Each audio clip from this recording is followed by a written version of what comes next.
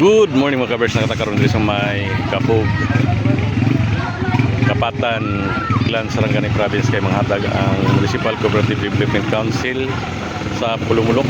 Kauban ang mga partner cooperatives, kauban ang atong co-op, ang Tibot sa Taybawasan Multipurpose Cooperative para maghatag og mga ayuda sa mga biktima sa nalinugan atong 7.8 nga tinog atong June 8 mga kabers. So makita nato sa likod daghan kay mga sakyanan din na mga sakyanan sa mga nagkalain-lain nga kooperatiba sa Pulumulok. Kauban po ang South Cotabato mga kabers para mahatag og ayuda sa ato ang mga kaigsuonan dinhi sa may Kabog sa Barangay Kapatan, Clan, Sarangani Province mga kabers.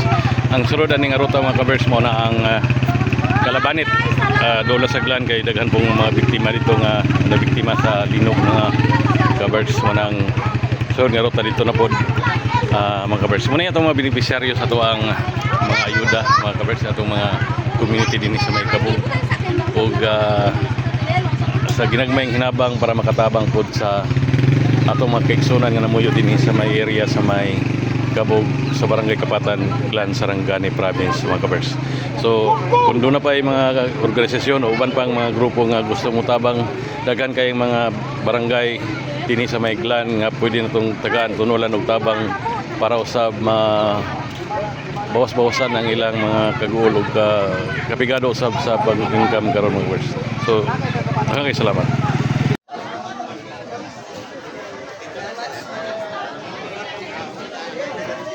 Huwag sa may ito, kung na nato na magbantay din sa pagkasunod-sunod sa dito po. Si Bangko.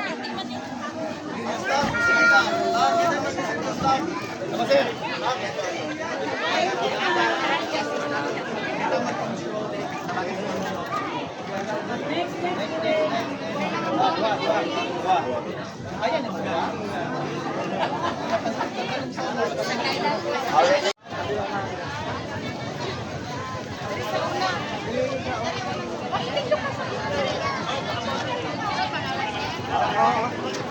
Tapos na kayo ikupan and ang sabon.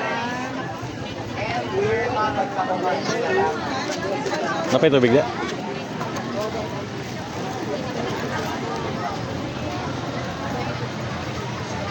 Once again, ang ato ang mga libanikayo karon sa Municipal Cooperative Development Council ng South Cotabato. And Pulumulok ang cooperative pag-support sa South Cotabato. Of course, special partnership with all the mayors and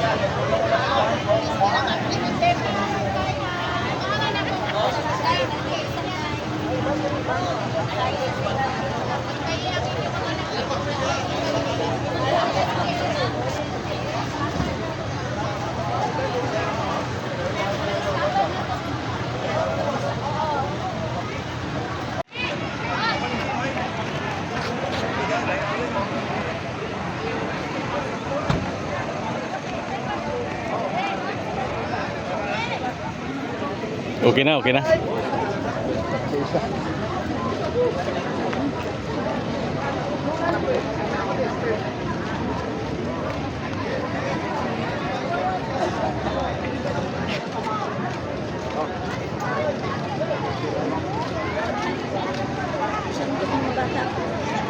Nakuha mo na?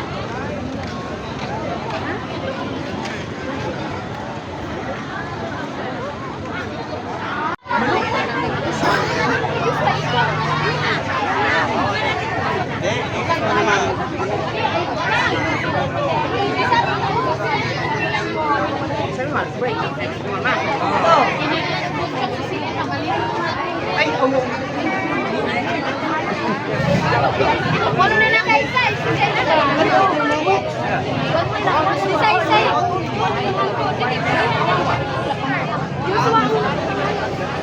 Pagkawak mo.